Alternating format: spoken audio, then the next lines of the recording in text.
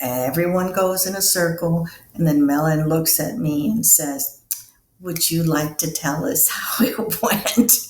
And I'm like, I really don't want to, but then of course now I'm crying, and you know, so finally we get in the water, and the realization that I had to forgive my mom, and that's when the change happened. Welcome to Zestful Aging Podcast, where I speak with change makers from all over the world, from every walk of life, who will inspire you to live with zest. I'm your host, Nicole Christina, and my mission is to bring you optimism about aging and help you make full use of the new opportunities that only come at this stage of life. And to find out more about this podcast, hop on over to zestfulaging.com. Well, for anyone who has ever feared water or wished they'd learned to swim, this episode is for you. I met our guest at a podcasting conference I recently attended, and she introduced herself and said she thought she knew me. A chemist, originally from Cuba, now a resident of Florida. I don't think our paths had ever crossed, but we did talk about our podcasts, and she told me about hers, which is called On the Green Plantain. And I heard her captivating story of overcoming her fear of swimming as an older adult. This was no traditional learn to swim program, and I can't wait for you to hear the story. Welcome to the show, Susana. Oh, thank you so much. I'm so happy that you invited me. This is a story that is very dear and close to my heart. It's so funny. We had talked about this at PodFest, how it was so random, that I was talking to a couple other people and you just came right up and said, hey, I think I've met you or I know you. And then before long, we were chatting up a storm and you told this story that was so captivating. Now, I know that you left Cuba as a young girl. What is it that you remember of your native country? Oh my goodness. Well, what's most interesting is that when I was 4 years old, the revolution occurred, and it was centered in my hometown, Santa Clara. And so I was at war, I guess is how you could say it. It was during, the last days of December. And so anyway, after that, things didn't quite go, back to normal. But my parents decided that they needed to leave the island because that's not what they wanted to be experiencing and living in. So we went to South America, to Venezuela, where I had uncles that were already living there since the early 50s. They were in the sugarcane industry. And so we went, and culture shock number one, right? Even though it's a Spanish country, very, very different from Cuba. And I've done an awful lot of writing, journaling about what it felt like. There's some things that sort of come to me, and it's like, oh my goodness, I didn't have a Christmas when I was 6 or 7.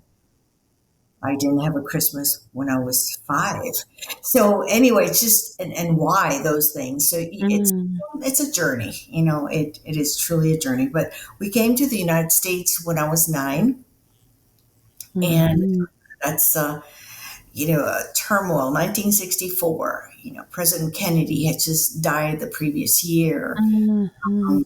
So, of course, I arrive and I don't speak the language. And the only way I could communicate was through math with the other students because they didn't allow me to speak English. And I think I had like a little meltdown, and I went home and I told my mom I'm not going back to school. That was that. And my mom was a very patient person. And she said, well, don't worry. Well, what we weren't aware of was that in the United States, at least back then, a truant officer would come to your house and find out why the child was not in school. Uh-huh. So, and my mom did not speak English, my dad did.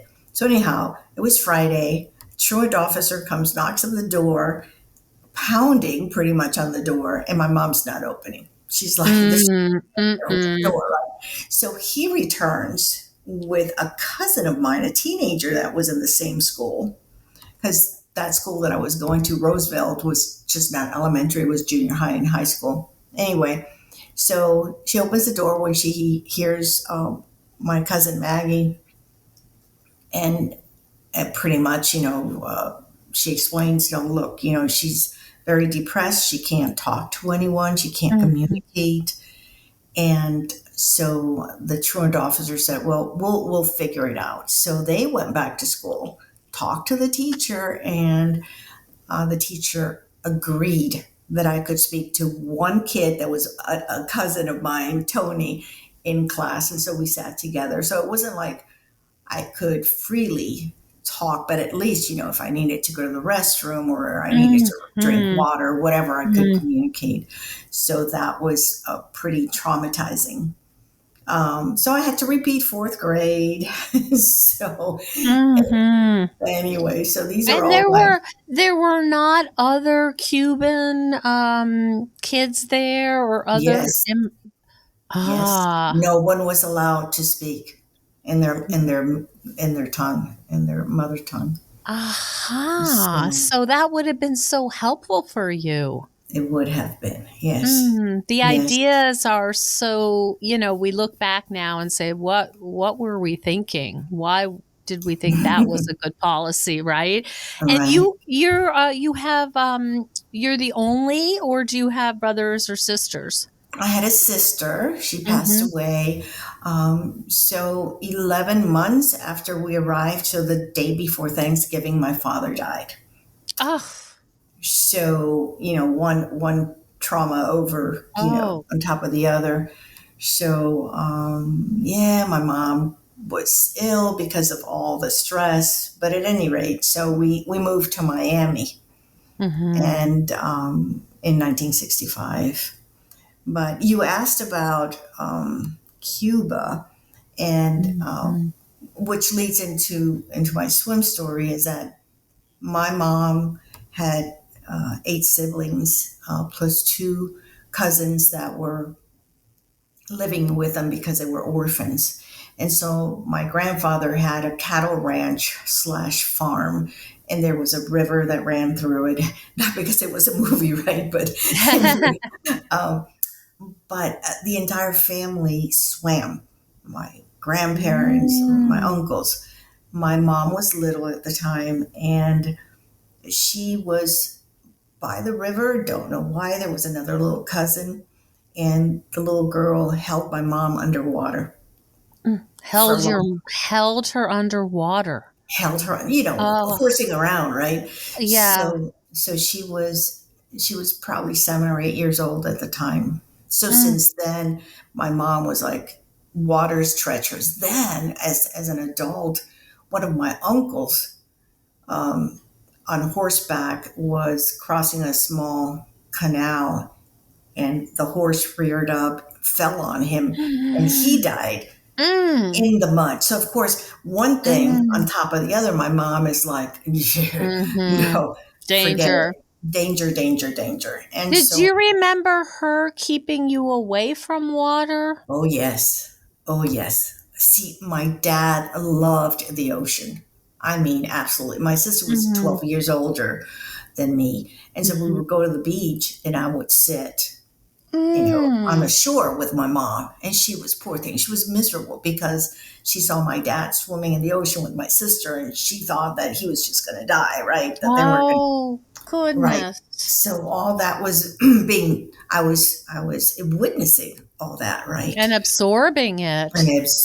Right. So, did she tell you those details as you were growing? Oh, she did. So she painted the picture for you, and shared that fear. Yes, yes, yes. Interestingly enough, when as a preteen, my heads were in the clouds. I mean, you know how that goes, right?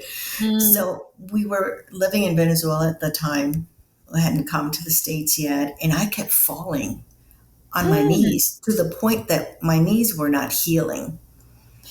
And one day she spanks me and she says, "This is so that now you focus and you make sure that you don't fall." And let me tell you how this connects to everything else. So, of course, I stopped falling, right? I still have scars on my knees, by the way, from all hitting cement all the time. I was a klutz. Anyway, so when we're ready to come to the States back, we came on a ship, a passenger ship. And back then, the way you entered a ship was very different from the way that they do it now. So, in order to, it was almost like a plank, but it had railings, but I would not cross because I could see the water, like I Under mean, yeah, between the ship and the dock. like a bridge almost or Correct. some And okay. I refused to cross. And my mom says to my dad, "Oh, we should listen to her. She must be seeing something that we don't." And my dad says, "We're getting on." So Mm. he holds her and then he holds me and then we enter the ship. I was fine on the passage, on the crossing, no problem. Years later, all right, so years later, I get married and we're living in a condominium, second story, there's a pool. I knew that there was a pool, but it wasn't like a big deal to me, right? So I go to do the laundry to the little laundromat. And as soon as I open the door and I see the pool at the bottom from the second floor, I went into a panic attack. That Ah. had never happened to me ever in my life. I slammed myself against the wall and I scurried into the laundry room. My head was spinning. I couldn't Oh, breathe. It was horrifying, oh my horrifying. Because God. I'm like, what is happening here? Anyway, I don't tell my husband. I was Mm-hmm. embarrassed. Okay. Mm-hmm. So anyway, I said, I don't know what's going on. So the connection that I later made was that I had a fear of falling. I didn't just have a fear of water. I had two fears Mm-hmm. and they were compounded. Mm-hmm. Anyway, after that, I went to the Y. Here locally, there's a huge natatorium. I used to go there every summer in the winter. I mean, I really tried to learn, but I was paralyzed in the water. It was almost like there was a wall in front of me. Mm-hmm. Were you remembering as you were in the water some of your No, mom's comments? No, just that you no. were afraid. Yes, yes, yes, yes, yes, yes. And what about your peers, Susana? Were they swimming, and they were fine, or did you have also peers that were afraid? No, no. All my No. peers swam. Yes. Aha. So, right. So as soon as we had children, I said, "Like, they're going to learn." And so we took them as 4 or 5 year olds. And so they learned because I did not want to transfer this to them. But they grew knowing that mom didn't swim. Hi, Zesties. Hey, if you're enjoying this episode, I would so appreciate if you would share with just one person, like a family member or a friend who would enjoy and benefit from Zestful Aging Podcast. Thank you so much. Were you afraid of the kids learning to swim? Did that fear transfer like, oh, my babies, I don't want my Yes, babies to drown? yes, yes, of course. Aha. So would Yes, you stay with the lessons or did you I did. I you did. did. I did. Wow. Yeah, I did. Wow. Okay. Because those were my babies, Yeah, so yeah. Right. those were my babies. So there's I used to hear this old, I mean, and knowing that my mom was raised, in a farm environment, when you have chicks that have lost, their mom chicken, Mm-hmm. and a duck takes over the eggs, Mm-hmm. or vice versa, when the ducks go in the water, the chicken that's on the land goes nuts because she doesn't Oh. understand. She doesn't understand why her babies are in the water, and Okay. she's I not. never heard that before. Yes. So and I said it wrong. This is a chicken that then tends to the eggs of a duck. Yes, Yes. understood. And but Yes. doesn't understand like the DNA of a duck is to swim. Yeah. So Right. the Right. mama, the hen is saying, "What are you doing? That's Right. not what we do." Right. Right. Right. Right. So that's what I felt like, on Oh, deck. yes, I see. What See? do you do? This is not natural. Right. This is not natural. Although I later learned that we are all born swimmers. And so, anyway, so to continue the story, not to digress too much, um, at about age 48, yes, 48, I I said I'm water phobic, so I declared myself a water phobic. I've tried to learn, I Mm. haven't been able to. I'm just not a swimmer. And But you so, had already accomplished, I mean, by this time, obviously, you were a chemist, oh a yes. successful woman. So, how much did this idea of I am phobic around water, how much did that impact your life? Well, and the fact that I really couldn't go when I went to parties, right? Pool Mhm. parties, I really couldn't, get in the water. Or if I did, it was, up to waist level, and that was that. Um, so, I mean, socially, sure, it's an impact because you're not like everyone else. And then you're living in Florida, right? So if you lived in Vermont, it might be different.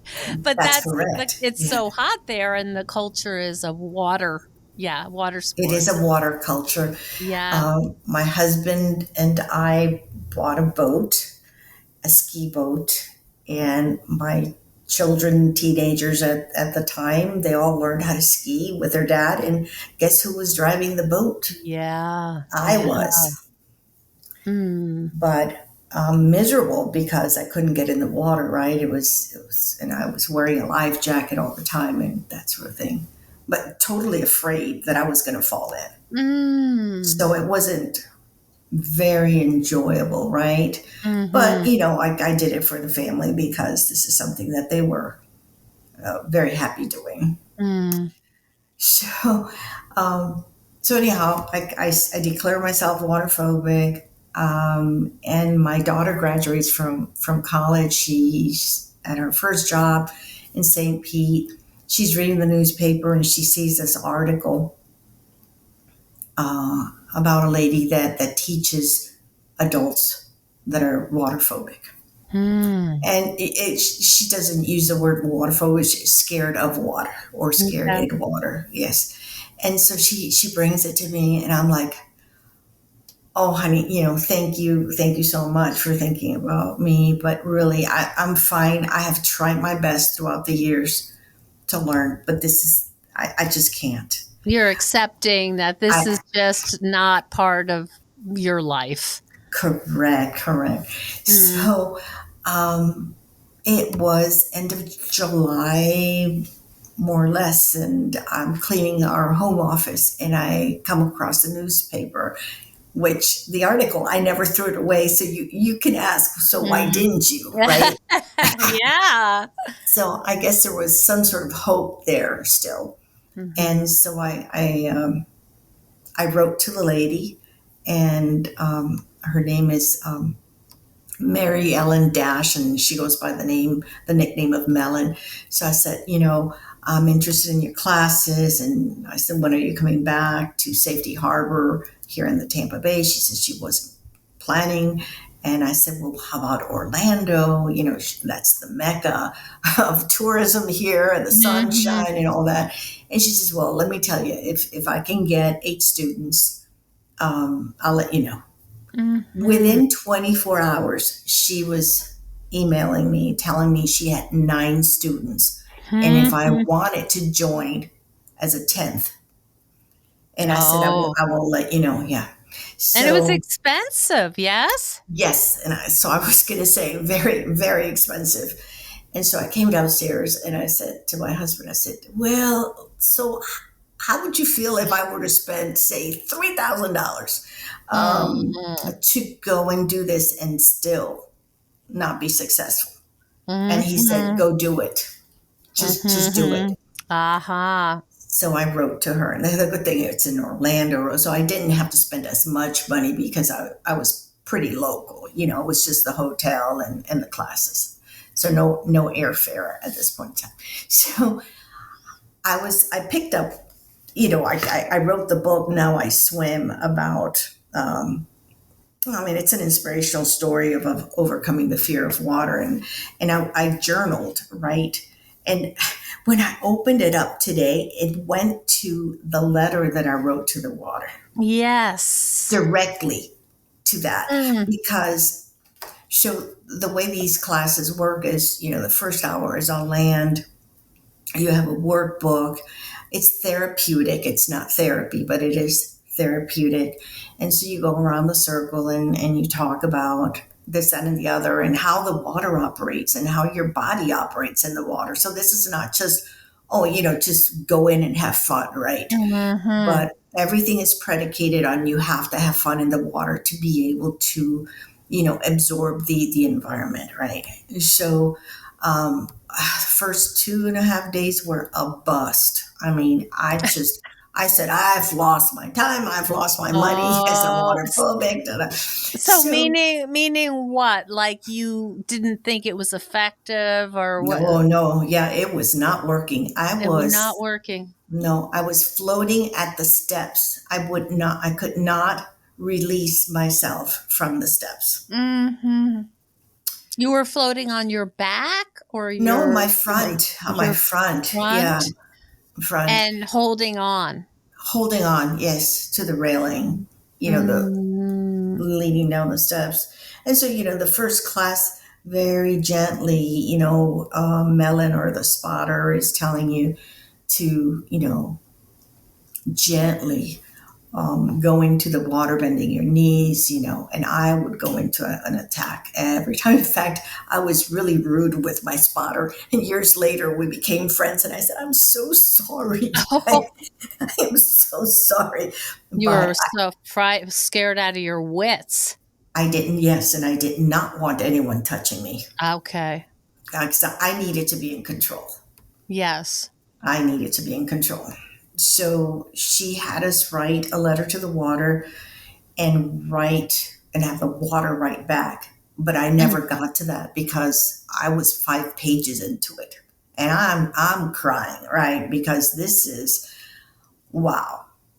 This is an amazing thing that I'm doing, and I'm actually telling the water how I feel and why is it that it is so hard. So the next day, we're talking Thursday now. I'm usually chatty, and sharing. And I'm not sharing at all that morning. Mm-hmm. Everyone goes in a circle, and then Melon looks at me and says, would you like to tell us how it went? I'm like, I really don't want to, but then of course Mm-hmm. now I'm crying and you Mm. know. So finally we get in the water and the realization that I had to forgive my mom. And that's when the change happened. Mm-hmm. I'm sorry. It's always, No, it's so deep, it's so yeah, much more than just learning the swimming strokes. right, But it, right. it went so deep for you. I mean, that trauma and those memories and all the effect it Right. had. Right, right, right, right. So Uh, I started floating, and the next morning was only half a day of Friday was, and I started swimming. I was doing a breaststroke, from one end of the pool to the other in the shallow end. I'm trying to imagine this right now. By the way, I have chills just thinking Hmm. about this. And so you came to this yourself that I can't go forward until I forgive my mom. Is that something Yes, you came to? yes. And then did you have a way to do that in particular to forgive her? No, it was just in that moment that Letting it that go. I let it go. Yes, knowing full well that I had an awful lot of work ahead of me. This was not, okay, now you're swimming. Um, so I'll tell you a side story. When my mom was a seamstress, well, my mom and my dad owned a grocery store in Venezuela, and they were prepared to open one up here in the States when my dad died. Of course, that didn't happen. But in order for them to get their visas, they had to have jobs lined up. It didn't matter how much money you came into the country with. And so my mom and my dad were working at a factory at leather purses, making leather purses. And my mom was putting zippers on. And she comes, and I remember this conversation. She tells my dad, Orlando, I don't know how to do this. I mean, I can make a dress, I can make ball gowns, but I don't know how to put a zipper Mm. on leather. And they Mhm. want me to put, X number of zippers in the hour. I can't do that. And he says to her, honey, when you have sewn in 100 zippers, you will be a professional. And that is how my mom was able to raise my sister and I in the United States without my dad by putting zippers. So, Mm. as a factory worker. Mhm. So, it's that 100 number stayed with me. Mhm. And so I came back home knowing that I needed to stay wet, which is another term. You need to stay in the water. And I said, Okay. I will get in the water every day. And I started writing a journal as to how I felt every time, because the most important thing was for me to stay present in the water, stay calm, and have fun. And if at some point in time I didn't feel any of those things, then I needed to just get out of the water and be okay with that. And so I asked my daughter to be my spotter. And Hmm. so she would come, and I said, okay, honey, I know how you feel, because you now see your mom that can't swim in the water, and you're not coming in to help me. I said, if I get in trouble, you come in. Otherwise, just watch. I don't need you to say anything to show me how to do. I just be there for me, right? Mhm. It's a And witnessing. yes, also, at this point in time, my son is in Iraq. Okay. He doesn't know that I'm going through this. And when he comes back and having him see me Mm. swim, that was awesome. That Mm. was pretty incredible. Anyway, Oh. so I would say it took me a year, more or less. And then I was ready to take another class. So I went to Palm Springs for that one, another week long. I was able to swim across 9 feet of water. Mm. I come back, I continue journaling. Then I said, I'm ready to help others. And I said to Mel, and I said, I would like to become an instructor. So I go back to a Colorado class. In fact, two classes back to back, one, a normal one, and then another one. And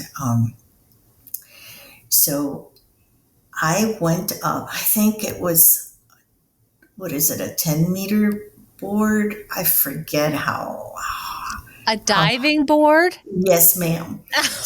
So I go up, and of course, Melon, she was totally surprised because she knew my story. And it was like, what I was going through was life altering, right?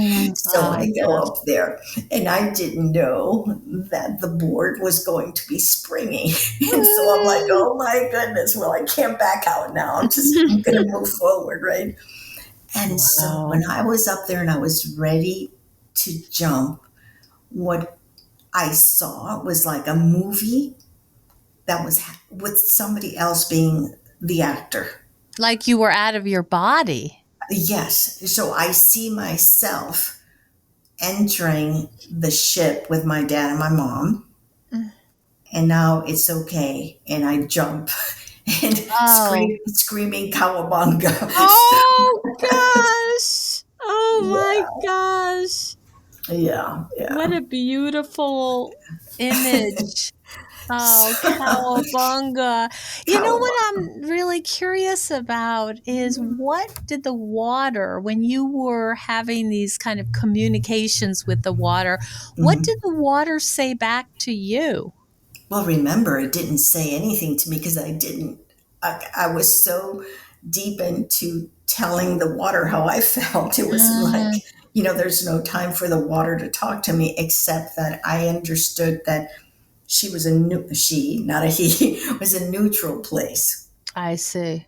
and so that I just needed to give the water room to do what it does. And so, of course, being a chemist, I would think of H2O and what are the hydrogen and the oxygens doing? I mean, Mm, it's like your mind goes to places where it shouldn't really. Um, but it's going to be 20 years now that I've been mhm. free in the water. Free in the water. And excuse the pun, what ripple effects did this have on your life being able to um, now be free? yes, pretty impactful. The fact that I could enjoy my family. I taught all my grandkids to swim. I Mm, have I have four little boys. Well, they're young men now. So that was an incredible experience. Just being able to participate with others. Then I mhm, decided, that I was going to teach, right? And so I was able to teach 17 other souls how to be free, mm, and there's one particular story. A Marine came to me, African American young man. He's a twin. His twin could swim. He could not. mhm. Uh, very, I don't want to say muscle bound. That sounds horrible, but I mean, he's a very strong man, Yes.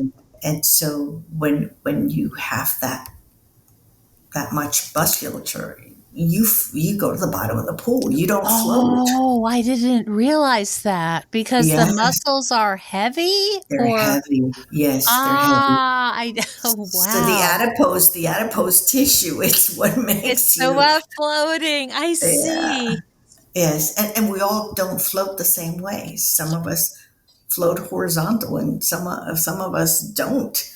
And so, one of the things that you have to learn as you're teaching others is to understand you're in the water underneath, observing their body and and how their body operates so that then you can sort of coach them through that journey of how I to move in the see. water. As a teacher now, understanding fear, do you help people through those memories and addressing those fears as well? Is that part of the process? It is because you do share your story. You do. And Mhm. so what I was going to say was that this Marine was going to do a water jump into Tampa Bay. And of course, if he doesn't know how to swim with a Mm. parachute, what is he going to do? Mhm. So I was able to coach him through. And when he came back, he had been successful, and he pinned me with his wings. So yeah, so Susana. that was pretty awesome. And Oh my gosh. there's a picture of him in my book, and he is sort of standing at the bottom of, I don't know, it was like 15 feet of water. He's just like just looking at me from down there. Oh, wow. Do you think people who have not had fear can be as effective in teaching those who are Mm, so? I think so. They just need to understand the system. You Mm, can't just, especially someone that has a fear, you can't just tell them what to do, how to move their arms and legs, because it doesn't work mm. that way. Right. Don't be afraid. It's like, don't worry. You're fine. Don't, you're fine. Yeah, you're not, that part of your brain, that reptilian part is just on Yes. fire. Yes. Mm, Yes. And learning how to stay calm, right, is very important, because one of the things that I always tell people is, oh, I know how to swim now, and I push myself through it. And mm, that's managing fear. That's not healing a fear. And so oh, I see. let's say you're in the deep end of the pool and you're managing your fear. Oh yes, I'm doing this that, and the other, and all of a sudden you go into a panic mode for XYZ. Someone, swims into you, or you have a kid, whatever. And then you lose it, and then you can drown. Oh my So God. it's all about healing the fear, It's not healing the about managing fear. it. Yeah. Yes, yes. Oh my gosh. What a gorgeous, gorgeous story, and inspiring. And you have your own podcast, and you also help people with their writing. Yes. Mhm. So when I retired, so I had the journal written, and I wanted to write a book. I said this should be out there so that people can find it, and I didn't Mhm. quite know how to put it together. So I retire and I go to local library life story writing class, and wow, it was so eye opening. I knew exactly what I needed to do. And in a matter of like 2 months, I was able to just put the book together, because it's not just the journal in the back. There's specific stories in the front, right? That showcase or illustrate what I did and what happened to me. In fact, I went to Indonesia and I snorkeled in Mm. 700 feet of water. Oh, So I mean, these are things that some people might say, well, that wasn't real, but it was. so, mhm. Wow. the serendipity, right? How things connect. Mhm. When I go to the library, there are people that are also writing their life stories, and they needed someone to record stories, but they didn't know quite how to do it. And I raised my hand and I said, I will figure it out and we'll do it. And so I started helping people record their life stories. I Mm. go to Cuba in 2019 for the first time. I had never gone back, and I went with my daughter. It was Mother's Day, and so we went to a cousin's house, and her husband says to my daughter, says, "Do you know anything about publishing books?" And my daughter says, "No, but Mom does." Uh-huh. And so he pulls out this book that he had written and had, won an award. And it was about a donkey from our hometown that had retired. And then he would go around town, would knock on doors. People would feed him, would give him beer. His name was Perico. Anyway, I looked at the book and I said, how come I didn't know about Perico? Well, simply put, is that when you're in exile and you're trying to work and feed a family and stay stable, you don't have a lot of time to talk about things, right? Mhm. Right. Survival. Survival, right? And so Perico was lost from the collective memory, is how I felt. And I said, oh, I have to take it to the United States and I need to get this book published. I had to figure out how to do that because, of the embargo and everything, but I wanted to do everything legal. Mm-hmm. And so I translated the book and published it. And from there, that's where my idea of podcasting Cuban stories came up, because I wanted to preserve history so that we can learn from each other. And so what started as a 1-year project, I'm going on 4 now. I saw that, and your reviews are so lovely. People are so appreciative of you helping them remember. Yes. What a beautiful, beautiful story. Susana, where can people find out more about you and all of your projects? Oh, goodness. Well, I am on social media, so they can find me under Susana Mueller. That's Susana with 1 N. I have a website, susanasbooks.com. Yeah. And they can get to my podcast from there. They can also see the books that I've authored, also in collaboration with others. So it's Susana's Books, SUSANAS Books. Correct. And that's a lovely, and there's some beautiful art there and all kinds of colorful stuff. It has been absolutely delightful speaking with you again. Thank you so much for sharing your story. Oh, Nicole, the pleasure's all mine. If there's someone out there that after listening to my story feels, that they can also do it, that would just make my day. Because bottom line, we're all born swimmers. We just need to find a way to overcome the fear. Mm-hmm. Thank you. Thank you so much for joining us on Zestful Aging. If you like the podcast, please share it with some of your friends. Our theme song is All I Did Was Wait for You by Kjartan Abel. Visit Kjartan-Abel, that's KJARTAN-Abel, ABEL.com to hear more of Kjartan's work.